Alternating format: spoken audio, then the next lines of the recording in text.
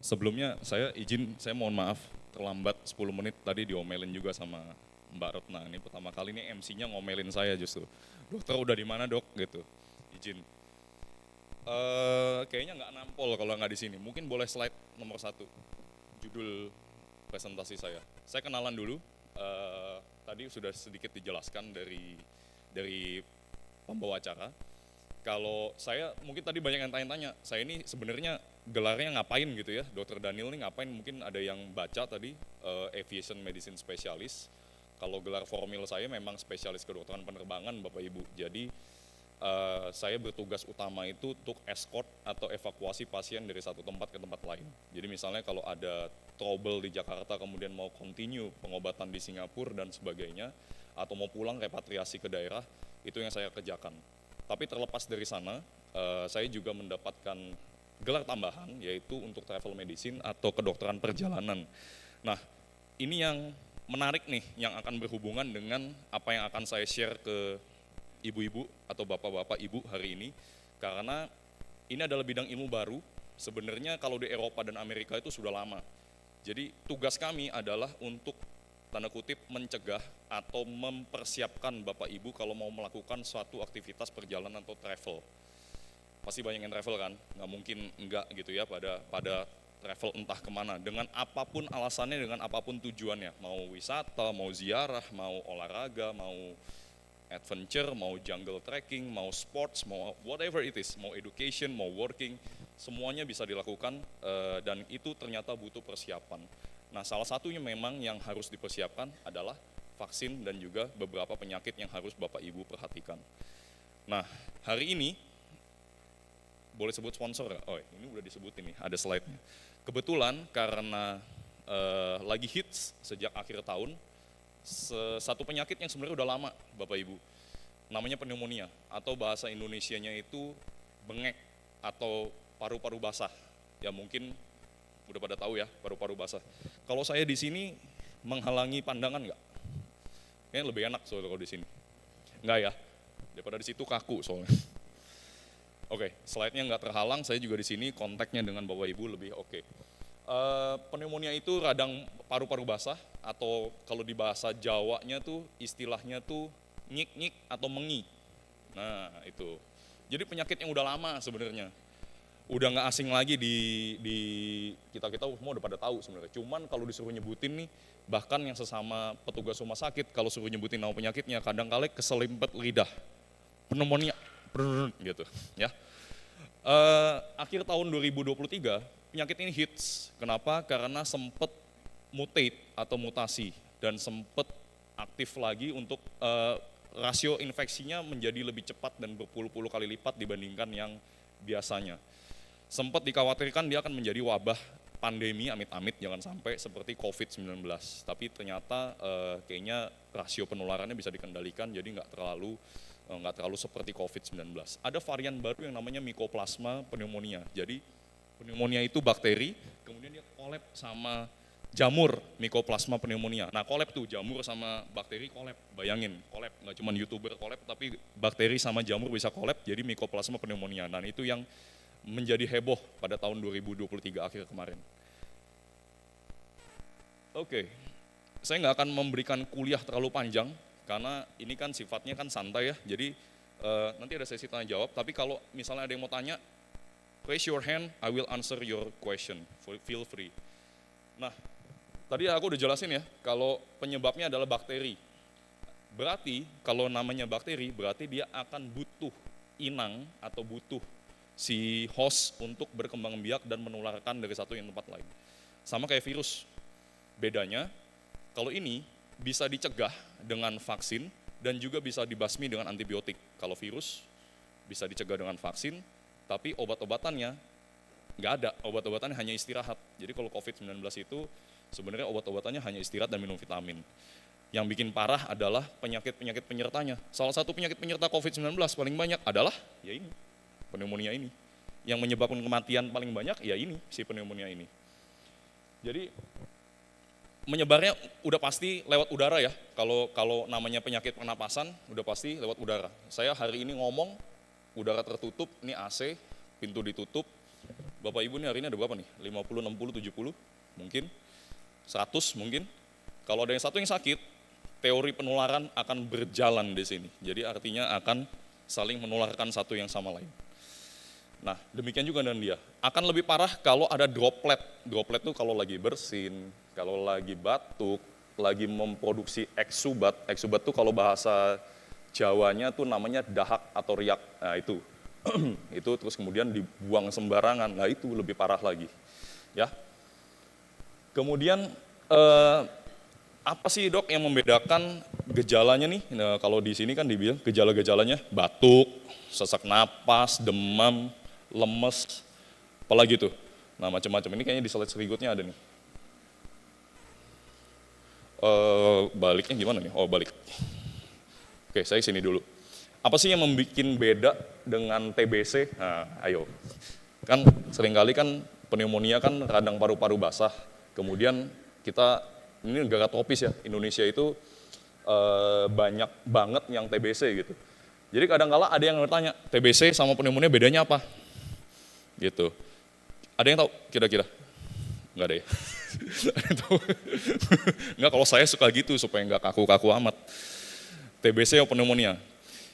Sama-sama kuman, cuman beda nama spesiesnya. Yang satu Streptococcus pneumonia, yang satu Mycobacterium tuberculosa. Oke? Sama-sama nginfeksi paru-paru. Nah, kadangkala ini yang gejala nih biasanya, tapi nggak selalu ya. Kalau TBC lebih aktif pada malam hari. Jadi you have to pay attention. Kalau dia malam hari, batuknya lebih hebat, biasanya TBC. Tapi belum tentu. Harus bisa dikonfirmasi juga dengan radiologi atau ronsen, X-ray, diskon 10% di Geraha Kedoya tadi, ya kan? Nah, oke. Kalau di ronsen, nah ini kalau di ronsen ya, ini nggak ada gambarnya, tapi nggak apa-apa, saya cerita sedikit, mudah-mudahan bisa nyantel sedikit. Jadi kalau di ronsen, kalau infeksi masih sama-sama baru, TBC rata-rata ada di bagian ujung atas, paru-paru kita gini ya, segitiga ya, kita sama-sama tahu ya, segitiga ya. Rata-rata yang di bagian atas nih, di pucuk-pucuknya, nah itu kumannya ada di situ.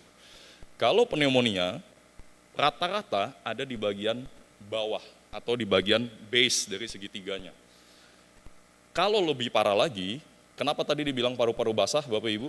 Karena kalau sudah lebih parah, yang di bagian bawah, dari yang harusnya dia isinya udara tuh nggak ada apa-apanya, tiba-tiba langsung berisi cairan. Nah itu dia, itu yang bikin jadi sesek dan bikin lebih parah.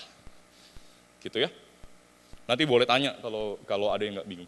Terus kemudian ini fakta-faktanya, ini mah data ya, saya cuma baca aja, kalau data mah nggak gitu seru kalau data. Tapi I have to tell you, kalau pada tahun 2019, ini pada saat mau COVID nih, belum COVID, tapi mau COVID. 2,5 juta orang itu meninggal di seluruh dunia, pneumonia. Oke?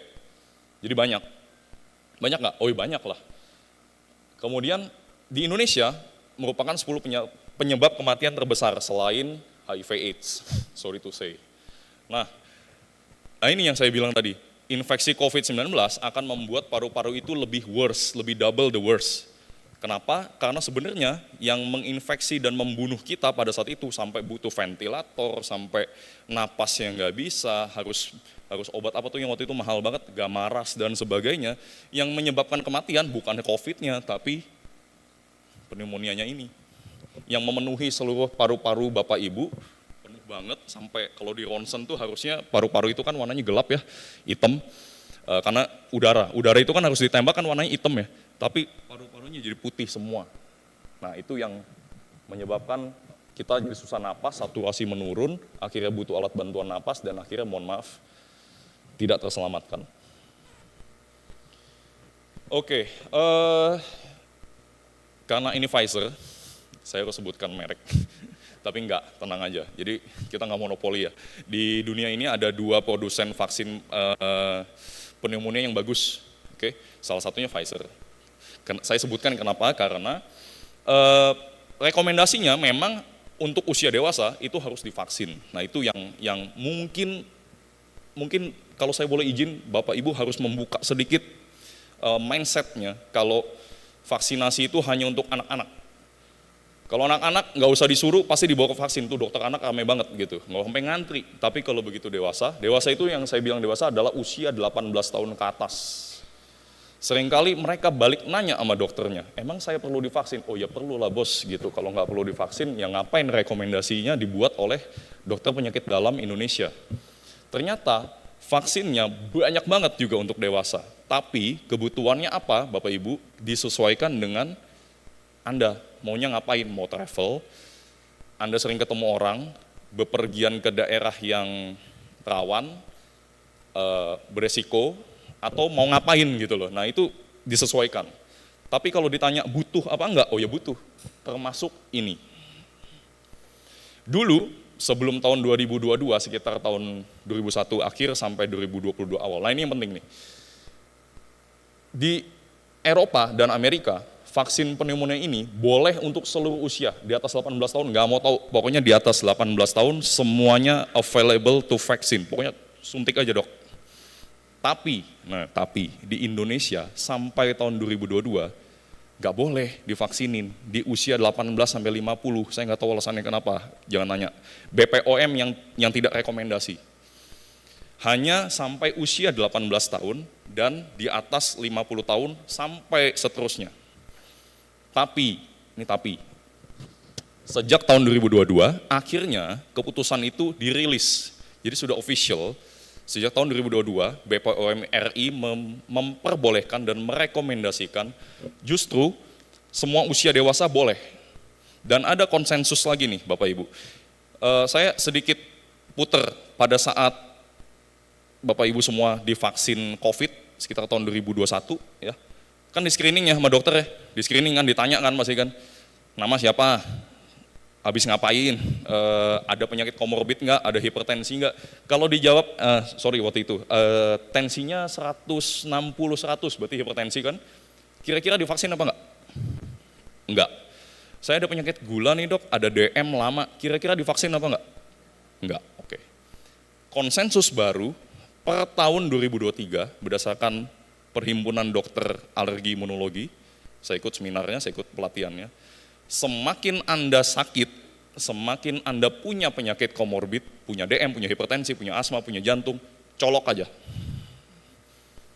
Ya, jadi semakin Anda getting worse, semakin Anda punya komorbid, semakin Anda beresiko, tidak ada alasan untuk menunda vaksinasi. Go to your doctor and get shot. Nah itu yang jadi perdebatan di kita. Tapi akhirnya diputuskan konsensusnya seperti itu, ya udah kita ikuti. Karena memang ternyata Bapak Ibu mau divaksin apapun, misalnya nih contoh. Hari ini saya disuntik flu. Minggu depan dokter Daniel gila gitu, amnesia, lupa, suntik lagi flu. Kira-kira pasiennya kenapa nggak? Enggak apa-apa.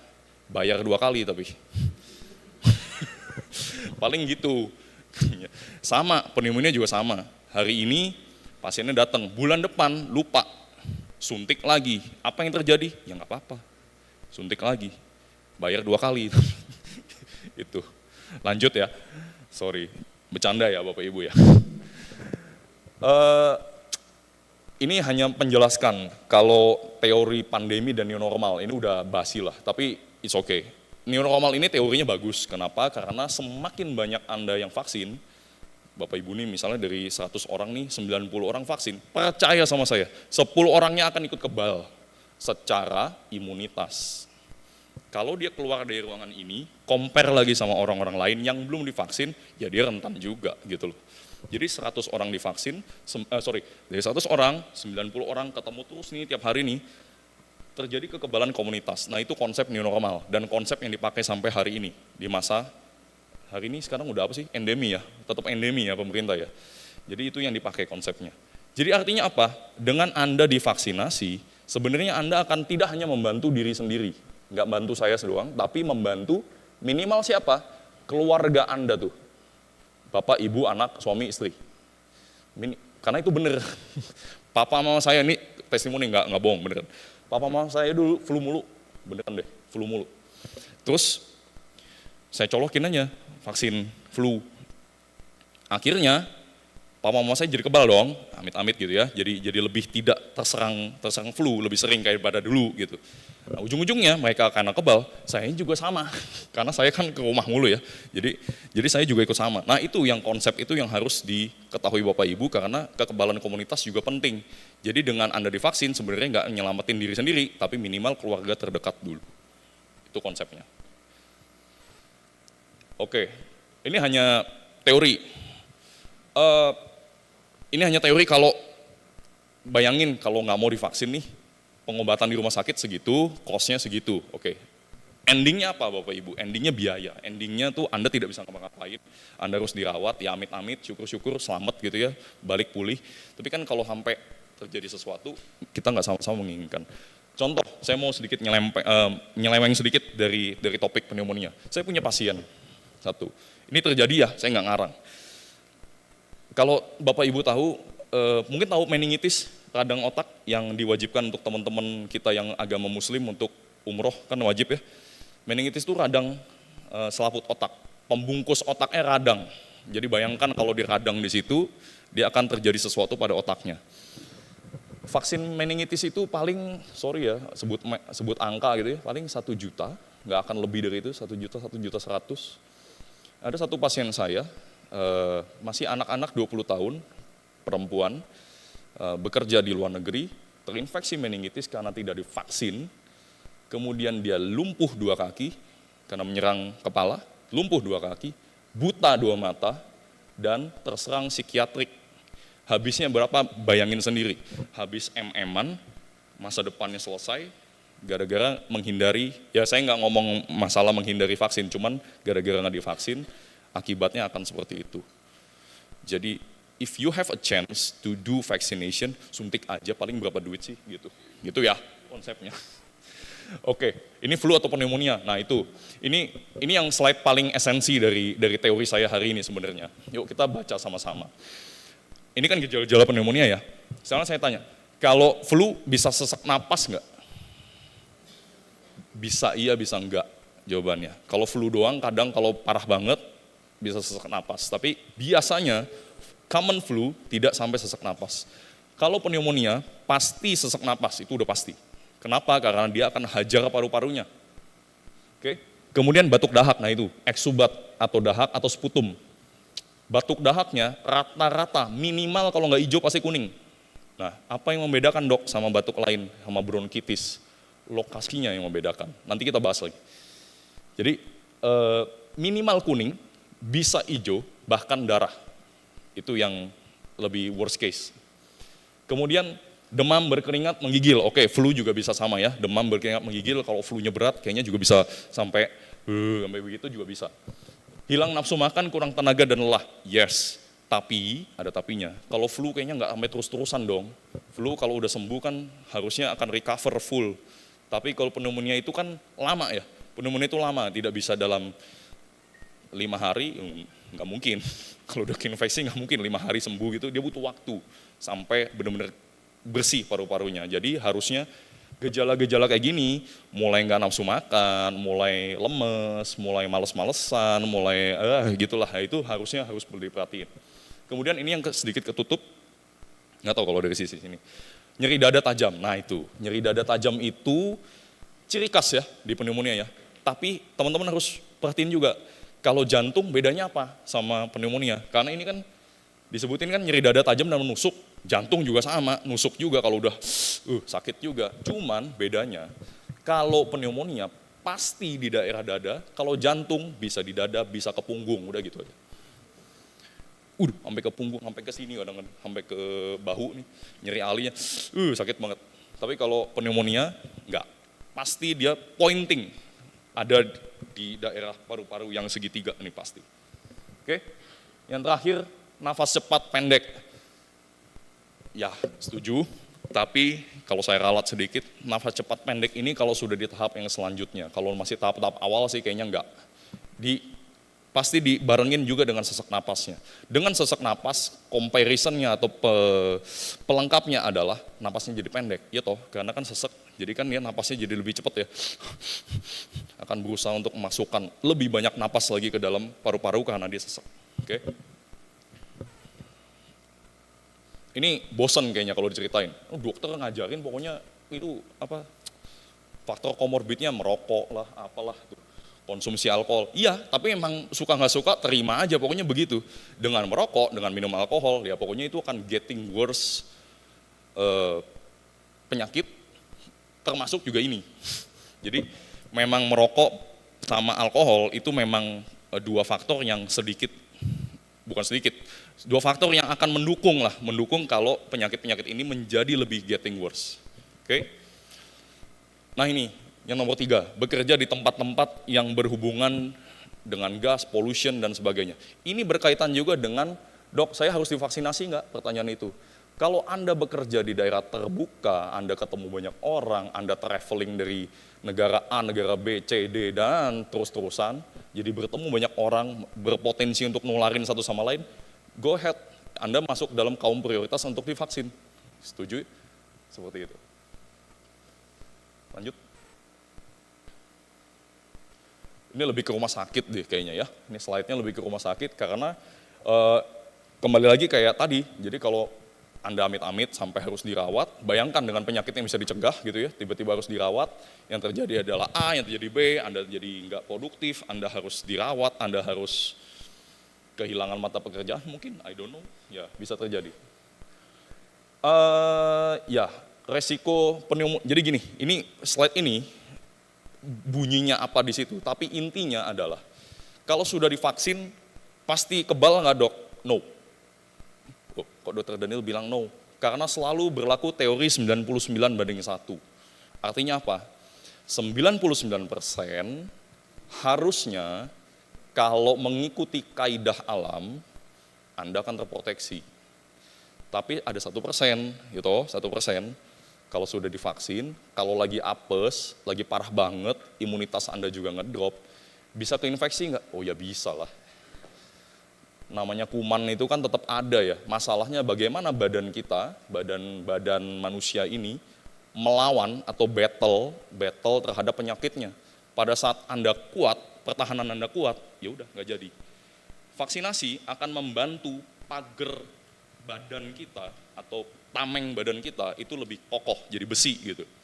Tapi kalau besinya karatan atau besinya udah usang gitu atau diserang dari sisi lain, kan bisa aja dong, bisa kena juga. Nah, dengan vaksin tuh analoginya seperti itu Bapak Ibu. Jadi teori 99/1.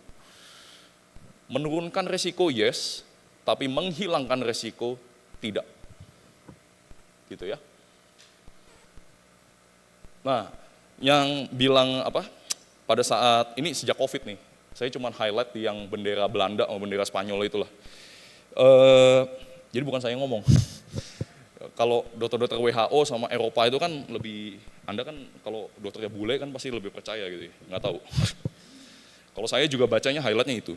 Jadi mereka tuh yang mencetuskan pada saat kita dulu nih, zaman kita ramai vaksin COVID yang harus di screening A, B, C, D, kalau hipertensi, kalau komorbid kemudian kita tunda dulu deh gitu, seminggu dulu deh, apa 2 minggu dulu. Mereka itu justru yang aneh tuh menurut saya aneh. Kenapa? Karena menurut mereka semakin banyak yang aneh-aneh, semakin banyak yang komorbid, colok aja, hajar aja gitu. Itu pada saat itu, ini kan teorinya dibuat tahun 2021-2022 pada saat masih lagi COVID gila-gilanya gitu loh. Jadi pada saat kita masih berpikiran seperti itu, mereka sudah sedemikian. Dan ternyata teori itu diadopsi sekarang. Gitu. I don't want to discuss about politics in here, saya nggak mau, karena itu keputusan itu kan pemerintah ya, tapi biarkan aja yang udah terjadi, tapi yang penting kita ikutin kaidah yang sudah dianjurkan pemerintah dan BPOM sekarang bahwa vaksinasi itu boleh dilakukan di segala usia untuk dewasa, khusus pneumonia ya, segala usia dewasa, dan juga semakin Anda parah, semakin Anda punya komorbid, go ahead. Dan itu didukung oleh teori si dokter Belanda sama dokter Spanyol. Thank you. So simple. Saya lebih berharap question, karena saya mengharapkan kalau dengan bertanya berarti penjelasan saya itu simple tapi nyantel gitu. Nah, kalau nggak ada yang nanya malah curiga nih, dia didengerin apa enggak. Gitu. Thank you dok. Iya. Terima kasih dokter. Buat teman-teman, ibu-ibu yang punya pertanyaan mungkin bisa mengangkat tangan. Pertanyaannya seputar kesehatan ya ibu-ibu, bukan seputar pribadi. Ya, Silakan. Ibu Vera. Selamat pagi dok. Pagi. Saya mau tanya, Siap. saya punya mertua sakit pneumonia udah lama. Dari awalnya dia asma ya. Mungkin karena nggak diobatin dalam waktu yang cukup lama berubah jadi pneumonia. Nah dia berobat ke Penang waktu itu dikasih obat, disuruh pakai nebulizer. Nah kemudian dikasih obat semacam obat semprot, obat semprot karena dia nggak bisa hisap gimana ya terlalu dalam ya. Jadi semprot aja. Nah itu apakah pemakaian terus menerus, kemudian untuk nebulizer juga yang kelamaan, apakah bisa mempengaruhi kesehatannya semakin memburuk atau bisa jadi, maksudnya jadi nggak sembuh, nggak bisa sembuh gitu dok? Berarti pertanyaannya, apakah nebulizer itu, nebulizer ya tadi? Ya nebulizer. Bikin memburuk kesehatan. Karena katanya kan nggak boleh pakai nebulizer terus menerus ya. Sedangkan kalau dokter yang di Penang bilang boleh gitu. Dua pertanyaan nih berarti. Karena kan pertanyaan pertama kan apakah si asma akan membuat lebih parah dari pneumonianya. Dan yang kedua apakah nebulizer itu bikin parah ya terus-terusan. Jawabannya kalau asma bikin parah pneumonia harusnya berkoneksi. Kenapa? Karena dua-duanya sama-sama penyakit pernapasan. Dan asma adalah penyakit komorbid, keturunan. Tanpa ada pneumonianya, jalur napas orang itu sudah, si beliau itu sudah ada kondisi. Kalau dia lagi tanda kutip kumat, dia akan tertrigger kemudian menjadi menyempit, makanya bunyi kan, ngik bunyi. Itu adalah penyakit komorbid yang sudah dibawa gitu. Nah, apalagi keinfeksi pneumonia, tambah parah, masuk akal. Pertanyaan kedua, kalau butuh nebulizer. Nebulizer kan obat ya. Nggak usah obat dulu deh, saya mau analogi. Kalau kita pakai ventilator ventilator yang pas zaman COVID laris manis, ventilator itu yang buat alat bantu napas. Kalau terus-terusan dikasih oksigen murni, paru-parunya juga jebol, Bu. Jadi, Bapak Ibu mohon izin, kalau ada pasien, ada kerabat, atau siapa, amit-amit, jangan sampai ventilator gitu ya. Kalau udah ventilator, itu ada setelannya Bapak Ibu, ada kadar oksigen dari 10% sampai maksimal 100%, 0 sampai 100%. Itu oksigen murni ya, yang kalau dikasih api itu meledak gitu loh.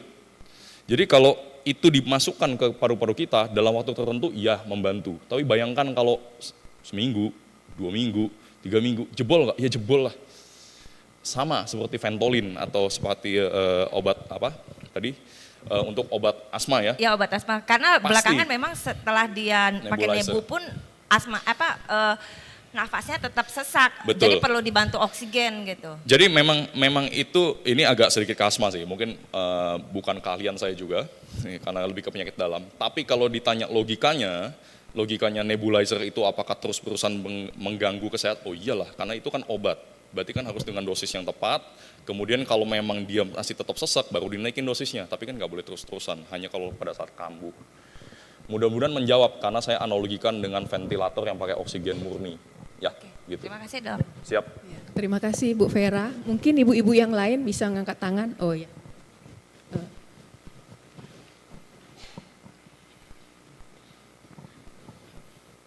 Selamat siang dokter. Saya mau tanya Ibu Evi. Kalau vaksin pneumonia itu efektifnya berapa tahun ya dok? Oke. Itu aja. Ya. Oke. Kalau yang ditanya efektif, ada teorinya. Saya lupa jelaskan, tapi nggak apa-apa, saya jelaskan di sini.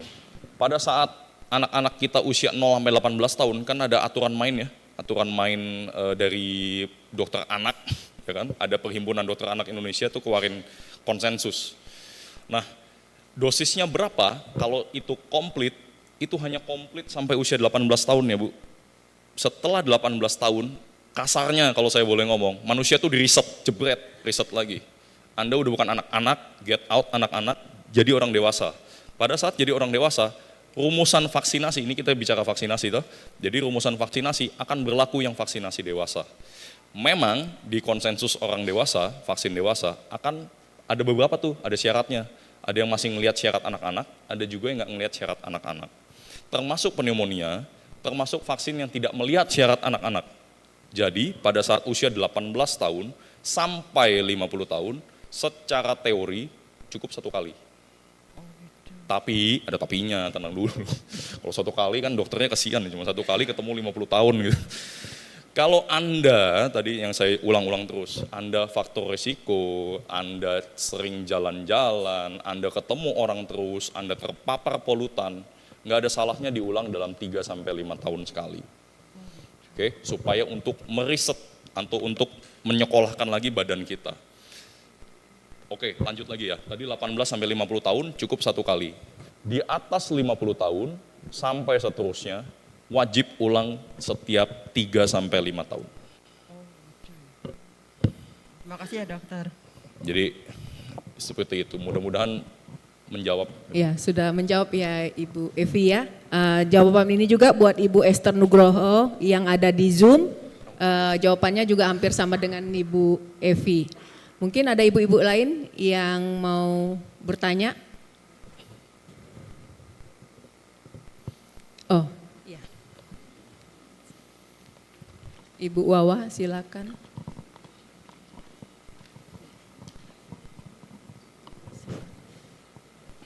Selamat siang dokter. Dokter saya mau tanya, kalau sakit TB itu kan dinyatakan sudah sembuh dokter.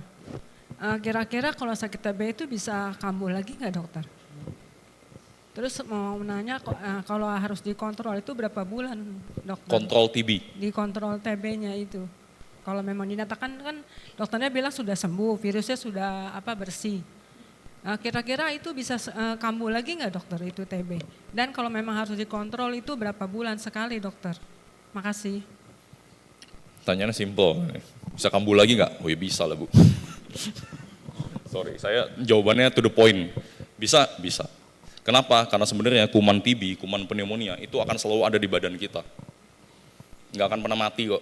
Dia selalu ada. Dia selalu hidup nih. Sekarang lagi hidup di dalam paru-paru entah siapa nih di sini. Tuh ada tuh kalau dicek. Mungkin ada kuman TB-nya, ada kuman pneumonia, ada kuman-kuman lain. Kok bisa nggak keinfeksi? Karena Anda punya sistem imun. So simple. Pada saat sistem imun Anda kuat, mau ada kuman apapun, nggak bakal keinfeksi. Pada saat Anda sistem imunnya drop, atau sistem imunnya oke, tapi kena polutan, kena pengaruh dari dunia luar nih, dunia eksternal, bisa keinfeksi? Oh ya bisa.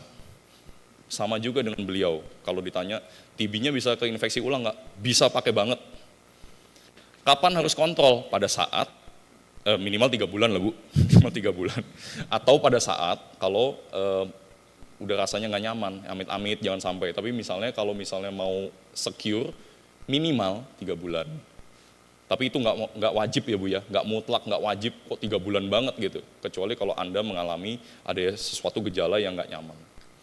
Dan itu berlaku juga untuk pneumonia ya. Jadi pneumonia udah sembuh, bisa kena lagi, oh ya bisa lah.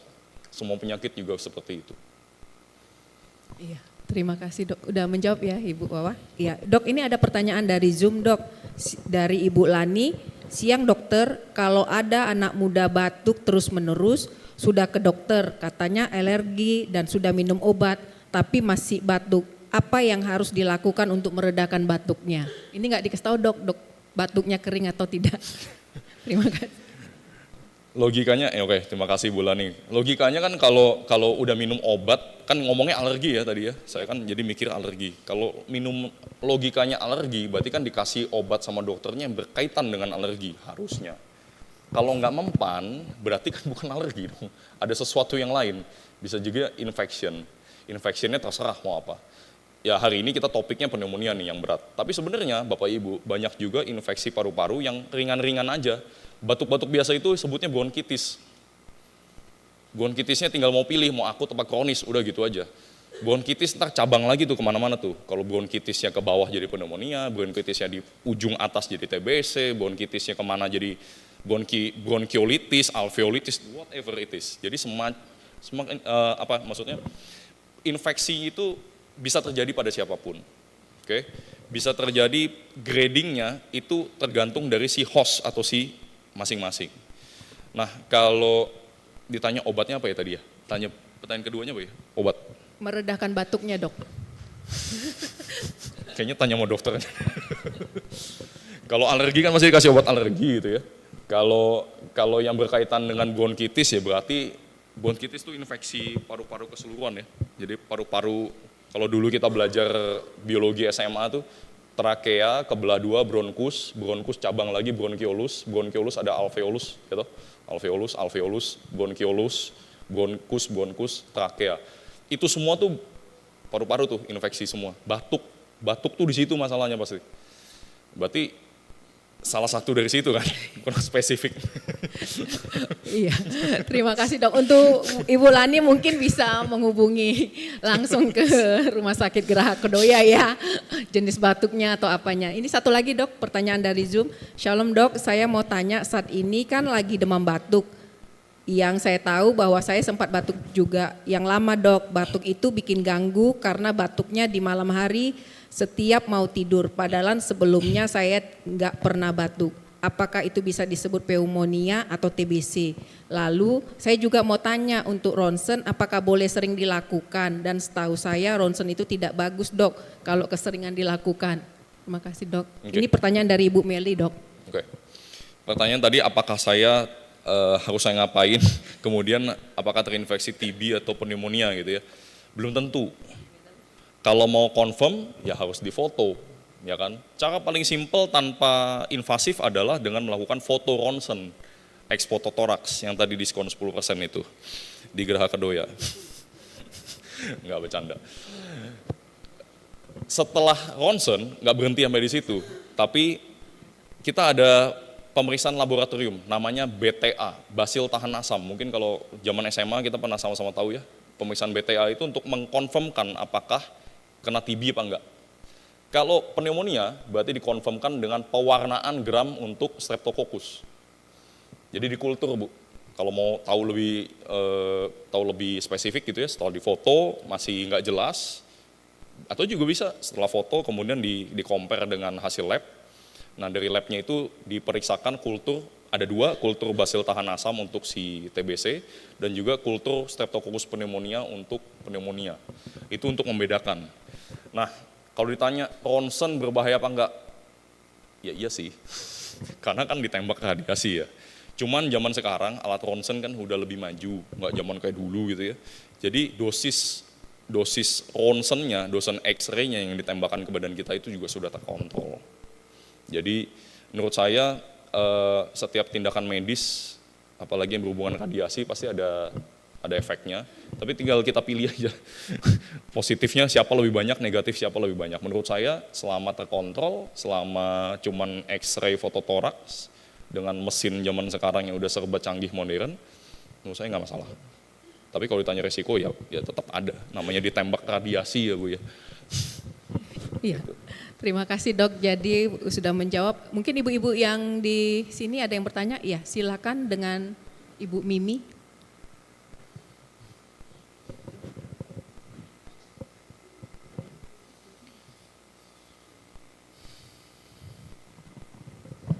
Terima kasih. Saya mau tanya, papi saya itu ada alergi. Jadi setiap kali harus buang ingus dan satu lagi buang itu ya, meludah terus. Memang sih mungkin nggak ada hubungannya sama yang paru-paru, tapi apakah yang alerginya itu ada hubungannya? Karena selama ini kan tidak pernah dikasih vaksin seperti itu. Tapi sudah pernah sih masuk rumah sakit, waktu itu kena COVID. Jadi kan otomatis semua juga diperiksa, tapi dari dokternya nggak bilang harus gimana mengenai alergi dan suka membuang ludah berlebihan. Terima kasih. Alergi gimana Bu, maaf tadi? Ingusnya ya, kalau hawa mungkin dingin ya. Tapi sepertinya nggak juga, nggak terlalu dingin pun kadang-kadang begitu, kadang-kadang mampet. Selalu Dan ingus, keluar ingus? Nggak terlalu, nggak terlalu. Dan kami juga kasih obat semprot seperti itu. Obat semprotnya apa kalau boleh tahu? Lupa ya, tapi itu kalau parah. Oh, tapi kalau sekarang enggak sih. Obat semprot hanya untuk melegakan hidung ya, kalau sampai gitu ya? Iya. Oke. Semacam yang spray yang larutan netral hanya untuk meredakan hidung? Iya. Terima kasih. Kalau ditanya alergi apa enggak, kemungkinan banyak sih Bu. Apalagi kalau dingin kan, dingin tuh pemacu ya, hanya memacu seseorang yang punya kondisi alergi itu, dia saluran hidungnya menyempit, kemudian jadi lebih bisa bersih, keluar ingus. Jadi lendirnya produksinya berlebihan. Jadi kondisi udara dingin tuh pencetus, bukan penyebab ya, pencetus doang. Dia hanya men-trigger Kalau yang dia emang udah ada bakat alergi, dia bisa ini. Mungkin kalau mau lebih jelas, selain obat pastinya, selain minum selain pakai spray kan hanya membantu ya Bu, membantu supaya lendirnya kebanyakan. Mungkin dikasih obat juga yang anti alergi, yang kayak tadi pertanyaan dari Zoom, bisa jadi nyambung alergi. Atau kalau mau lebih confirm apakah itu alergi apa enggak, zaman sekarang ada yang namanya tes alergi. Tes alerginya itu banyak banget. Ada sekitar 300 unit yang bisa dicek apakah beliau ini karena alergi terhadap debu A, debu B, kutu A, kutu B, bakteri A, bakteri U, bener banyak banget. Kalau memang mau spesifik seperti itu Ibu, gitu. Kalau ditanya obat ya, obat pemakaian obat ya, kalau memang itu membantu menurut saya oke. Obat-obatan.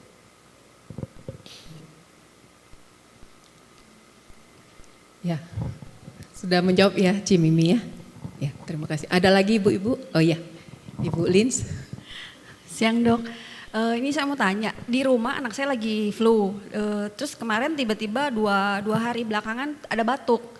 Nah kemarin pulang sekolah tiba-tiba dia batuk, dia bilang, Mami aku agak sesak katanya gitu. Nah semalam dia tidur gelisah, terus ininya dadanya kenceng gitu, duk gitu. Tapi tadi pagi dia udah agak tenang. Gitu. Tadi saya cek juga barusan lagi tidur. Cuman itu apakah harus perlu di ronsen atau gimana? Soalnya dia sesak semalam itu sampai tidurnya saya suruh duduk. Usianya berapa, Mak? 11 tahun. Jangan di ronsen dulu lah, 11 tahun. Soalnya takut gitu, itu kencengnya tuh sampai dia nggak dielus aja nggak mau, jangan. Udah diperisain ke dokter belum minimal? Belum sih. Ya cek dulu, nggak usah langsung ronsen. Takut saya. Jangan langsung Gitu. ditembak ronsen, kasihan lah 11 tahun gitu kan. Apalagi kan keluhannya itu kan masih keluhan yang awam ya, keluhan yang awam. Nanti bisa didiagnosis dulu. Soalnya ada alergi juga, alerginya banyak. Telur, susu, keju, coklat. Waduh. Gitu dok, jadi nggak usah ya. Ya beberapa alergi makanan itu bisa men-trigger saluran napas tuh jadi menyempit. Bisa, makanya orang-orang yang alergi kacang itu kan langsung jadi shock, dia nggak bisa napas. Karena langsung begitu makan alergen tertentu, saluran napasnya lagi nyempit kayak orang asma. Nah, cuman kan kalau tadi berbicara ada batuk, ada sesek, jantungnya jadi dadanya jadi nggak enak, itu kan udah nggak berbicara tentang alergi lagi ya menurut saya. Itu kan lebih kayak ada something yang harus ditanganin segera gitu di masalah pernapasan. So better ke dokter dulu, jangan langsung ronsen. Ditembak ronsen kan kesian ya 11 tahun. Kecuali ini udah ketahuan ada pneumonia gitu, ada TBC mau di-confirm, ya udah hajar aja ronsen gitu. Kasih dok. Terima kasih Ibu Lins. Ini dok ada pertanyaan lagi. Ini kalau dibuka dok sampai sore kita dok. Nggak apa-apa. Jadi saya batasin aja ya. Seru. Mungkin ibu-ibu ada satu orang lagi yang mau bertanya. Sudah ya. Oke. Iya ini yang dari Zoom dok, dari Ibu Juli. Oh ada ya? 1, 2. Sebentar ya Bu, ditahan dulu Bu. Itu dari pertanyaan dari Zoom, dari Ibu Juli. Dok, apakah batuk 100 hari? Apakah itu batuk 100 hari? Apa penyebabnya dan bagaimana cara mengobatinya? Silakan. Batuk 100 hari? Iya dok. Saya baru tahu istilah itu. Mungkin batuknya lama kali 100 Mungkin hari. iya dok. Iya kan selalu nggak baik-baik mungkin dok. Sampai dihitungin 100 hari. Bener ya? Ada ya? Saya baru tahu beneran mau di sini.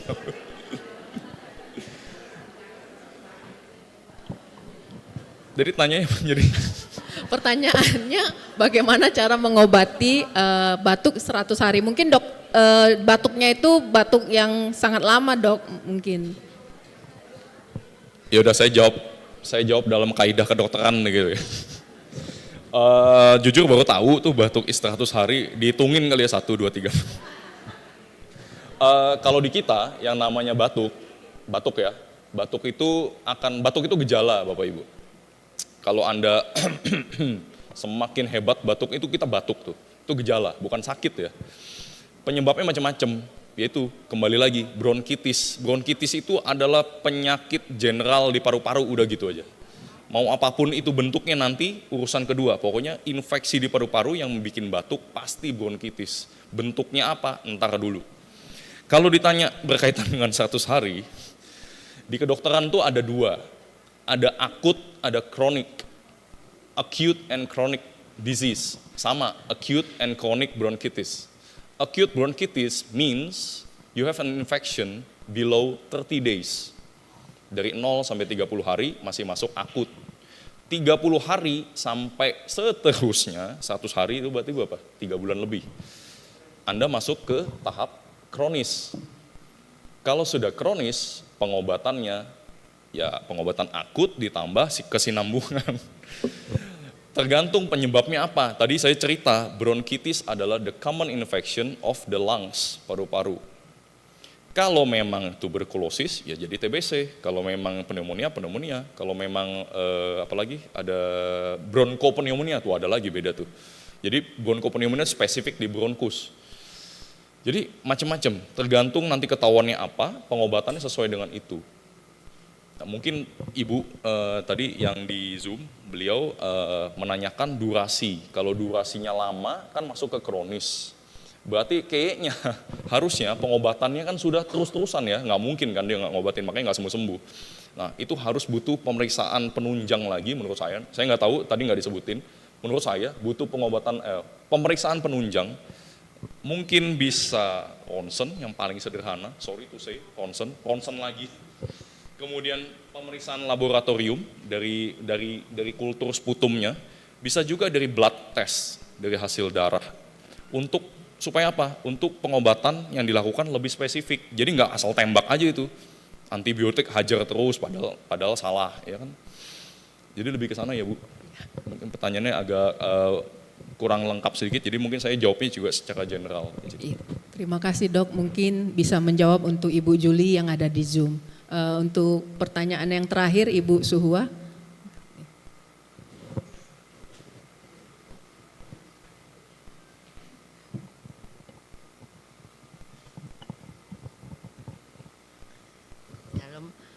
Saya Suhua, saya mau bertanya di situ tadi kan kalau katanya harus ronsen, lebih baik kan jangan terlalu sering ronsen. Misalnya untuk orang TB, selain ronsen itu periksanya apa ya dokter? Untuk tahu bahwa dia itu TB, tapi misalnya kata dokter bilang, kok bisa jangan ronsen, terutama kalau anak-anak ya. Gimana itu dokter? Ya pertama. Kedua, kalau TB itu kan ada bekas. Penderita TB itu ada bekas. Apakah bekas itu bisa hilang dengan pengobatan atau apa? Nah, yang ketiga, asma itu kan boleh dibilang tergantung sekali dengan obat semprot ya dokter. Katanya kan sama nebulizer. Seandainya itu dikatakan tidak boleh terlalu lama pakai, bagaimana caranya penderita asma itu dokter? Kalau kan memang bergantung sekali dengan nebulizer atau obat semprot. Apakah ada pengobatan lain yang boleh dibilang lebih aman dibanding semprot atau nebulizer? Terima kasih. Bu, maaf, pertanyaan nomor 1 tadi. Itu kalau untuk penyakit TB, kan kalau I terutama got anak-anak it. ronsen itu ya. Keinget sekarang. Supaya menghindari ronsen ya, oke. Tadi saya jelasin kan. Jadi yang paling aman ya kultur sputumnya minimal. Jadi dari eksudat, dari dahak, dari sputumnya itu dikultur, diperiksa tuh sama lab. Nanti ketahuan apakah itu benar TB apa enggak. Kulturnya minta yang BTA, basil tahan asam. Untuk memastikan ini kuman TB, ini bukan gitu loh. Kalau mau cek yang lain ya banyak macam, sputum itu banyak banget Bu. Kulturnya banyak banget. Ada yang buat pneumonia, ada yang buat staphylococcus, ada yang buat macam-macam. Tergantung ibu sama anaknya mau milih yang mana. Tapi kalau memang fokusnya ke TB, menurut saya cukup dengan basil tahan asam. Kemudian dengan hasil pemeriksaan darah itu juga perlu. Kalau memang sudah terus-terusan ya nggak ketemu, pemeriksaan darah itu juga perlu. Jadi perhatikan nanti di beberapa item darah itu ada penanda infeksi, ada LED, ada CRP. Nah itu kalau dia meningkat berarti ada something di situ. Dibantu dengan hasil kulturnya. Mudah-mudahan menjawab untuk yang pertama. Kedua, ini saya hafal kedua. Karena tanyanya kavitas atau bekas dari infeksi, bisa hilang nggak? Kalau saya jawabnya to the point, enggak. Sorry to say, enggak, tapi bisa dikontrol. Jadi yang sudah diinfek sama kuman TB atau kuman pneumonia, kita ngomong paru-paru dari tadi TB pneumonia mulu ya, karena emang dua itu yang paling berat gitu loh. Kalau sudah diinfeksi, sudah dilubangin, sudah dibikin rongga, bikin kavitas, bahasa kedokterannya kavitas, bisa hilang? Enggak. Berbekas? Iya. Yang bisa dilakukan apa? Jangan sampai si kuman-kuman nakal ini yang ada di dalam paru itu kambuh dan kemudian infeksi di tempat yang sama. Kalau infeksi tempatnya sama Bu, bayangin aja nih, ini bayangin ya, ini kertas ini tiba-tiba udah lapuk, jadi rayapan, diinfeksi, kena rayap lagi, hancur nggak? Hancur. Itu analogi saya yang paling gampang. Jadi kalau infeksi di tempat yang sama untuk kedua kali, ketiga kali, keempat kali, apa yang terjadi? Double kuadrat. Ya mudah-mudahan nggak keinfeksi, atau mudah-mudahan amit-amit kalau sampai nginfeksi, nggak di tempat yang sama. Pertanyaan terakhir tadi ya, kalau nebulizer perlu untuk Ventolin ya, Ventolin nebulizer perlu untuk penderita asma. Iya, kan itu obat. Tadi saya mungkin saya sedikit clear lagi statement. Pengobatan tuh tetap perlu, Ibu. Bukannya kita anti obat ya. Kalau namanya orang asma kan obatnya Ventolin, obatnya memang nebulizer. Cuman yang harus diperhatikan tuh kontrol atau continuity-nya. Jangan sampai misalnya gini. Asma itu kan sudah penyakit komorbid ya, penyakit yang bawaan. Dia memang kondisinya seperti itu. Dengan obat-obatan itu membantu, jangan sampai jalur napasnya itu yang nyempit jadi makin sempit. Dengan obat itu yang nyempit dibuka gitu loh. Nah, yang harus diperhatikan, rasio nyempit sama rasio buka yang ngelawannya ini harus balance. Siapa yang bikin balance nih? Obat. Jadi kalau dia nyempit, dikasih Ventolin, membuka. Kalau, maksud saya gini, ini analoginya gini. Kalau dengan dosis 1 misalnya, 1 mg, sudah cukup untuk ngebuka, ya wes, pertahankan. Jangan dihajar tambahin 2. Karena Anda akan pakai obat itu terus-terusan.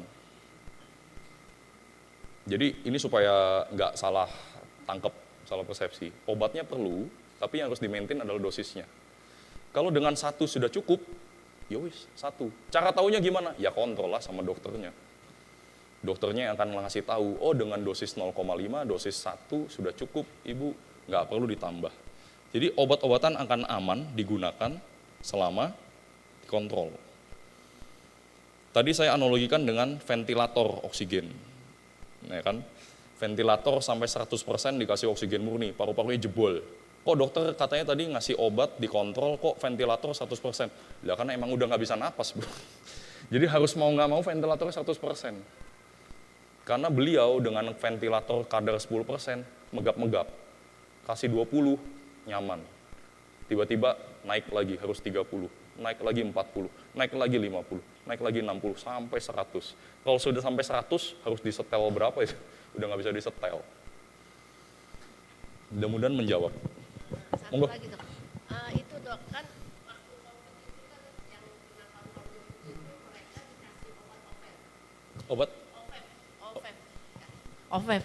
Itu hilang dokter, yang putih itu. Tapi kalau untuk yang TB, apa pernah dikonsumsiin OVEP nggak ya dok ya? Untuk hilangin tanda yang kata dokter kan nggak bisa hilang. Nah kalau bedanya dengan COVID itu yang paru-parunya tampak jadi putih, itu bisa hilang kalau yang itu. Oh oke. Salah, gini Bu, saya clear supaya nggak salah tangkap lagi nih. Kalau yang bercak putih bisa hilang ya, bisa hilang. Bukannya ditembak ronsen tiba-tiba besok putih lagi, no. Begitu Anda sembuh, yang putih bisa hilang. Putih itu namanya fibrosis, oke? Yang bercak-bercak putih di paru-paru, mau apapun infeksinya deh, mau COVID, mau pneumonia, mau TB, pokoknya kita bilang, dokter bilang fibrosis, udah gitu aja. Itu putih-putih tuh banyak tuh, kamu tuh kalau sudah sembuh, sudah membaik, putih-putihnya hilang, betul. Yang nggak hilang, kavitasnya atau rongganya, bekas yang diinfeksinya itu tetap ada. Supaya kita lebih paham lagi, ini masih ada waktu? Sedikit, oke. Supaya lebih paham nih, saya kasih gambaran, supaya Ibu nggak salah kaprah, nggak salah tangkep. Ini penting juga. Jadi, Bapak Ibu, waktu dulu kita belajar SMA, masih ingat ya? Di ujung paru-paru itu namanya alveolus, setuju ya? Alveolus yang tuker oksigen sama karbon dioksida, setuju ya? Ya kan? Ya dong, masa enggak? Kalau alveolus normal, dia tuh normal gitu, jadi ngembang ngempis pada saat tuker udara. Pada saat itu keinfeksi, yang tadinya kering keisi udara, dia isi cairan, Bapak Ibu. Keisi cairan nih, alveolusnya keisi cairan. Akibatnya yang tadinya buat tuker O2, CO2, O2, CO2, mampet kan, ada cairannya kan, jadi bengek kan, jadi mampet. Akibatnya apa? Rusak. Bisa sembuh, kering bisa nggak? Bisa, kering bisa. Tapi bekas nggak? Bekas. Nggak bisa sempurna dia, karena dia tadinya tirus gini kan, tiba-tiba keisi cair, sembuh, ini rusak nih, ngondoy gitu kita bilang, bahasa ini ngondoy. Alveolus seperti itu. Alveolus yang banyak, yang keinfeksi, itu kavitas. Jadi terbentuk rongga, ini nggak bisa hilang nih. Tapi karena kering, sudah sembuh, jadi putihnya hilang. Mudah-mudahan menjawab ya Bu. Jadi supaya kita satu pemahaman nih, jangan ini salah.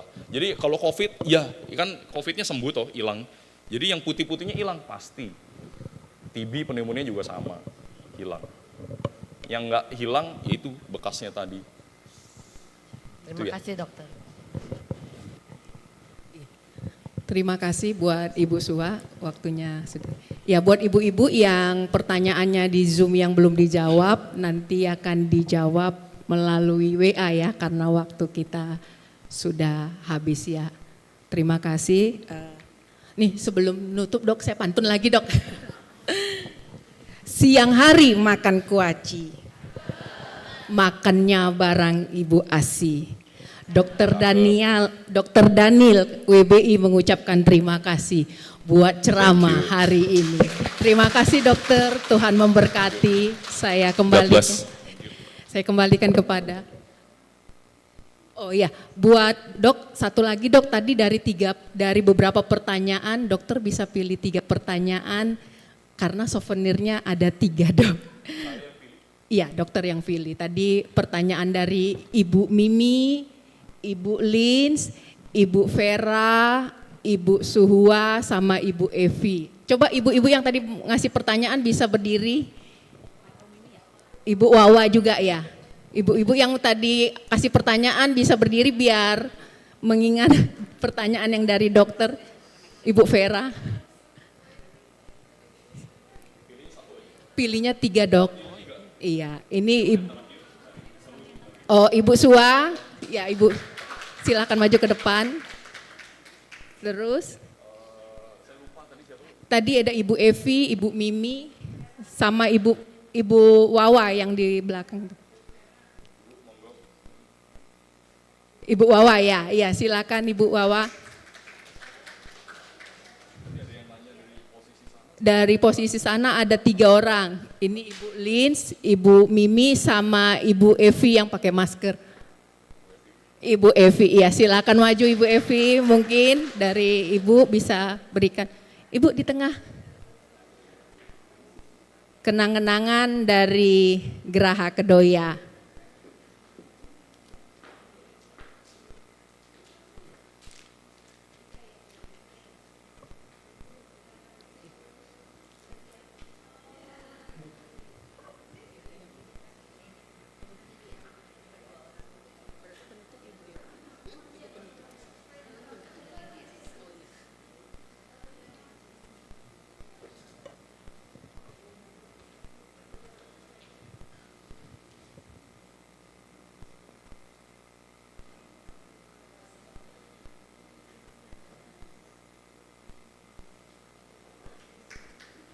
Terima kasih buat ibu-ibu semua.